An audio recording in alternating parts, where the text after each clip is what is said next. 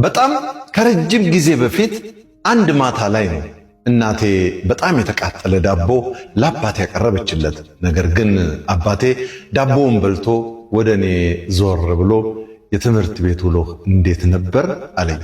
ምን እንዳልኩት አላስታውስም።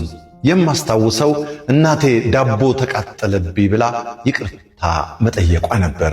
አባቴ መቼም ልረሳው የማልችለው መልስ ነበር ለእናቴ የሰጣት። የኔ ማር የተቃጠለ ዳቦ እወዳለሁ እኮ አላት። የዛን ቀን ማግስት ወደ መኝታዬ ልሄድ ስል አባቴን አንድ ጥያቄ ጠየቅኩት። አባዬ ግን አንተ በእውነት የተቃጠለ ዳቦ ትወዳለህ አልኩት።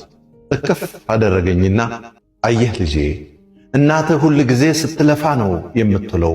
በዛ ላይ ደግሞ የተቃጠለ ዳቦ ማንንም አይጎዳም። ነገር ግን መጥፎ ቃላቶች ናቸው ሰዎችን የሚጎዱት። ሕይወት በጎዶሎ ነገሮችና ሙሉ ባልሆኑ ሰዎች የተሞላች ናት። እኔ ደግሞ በምንም ነገር ምርጥ ነኝ ብዬ አላስብም። በሕይወቴ የተረዳሁት ነገር ቢኖር የሰውን ጥፋት መቀበልና ልዩነትን በመቻቻል ማሳለፍ ነው። ይህ ደግሞ ዘላቂና ጤናማ ለሆነ ግንኙነት መሰረት ነው።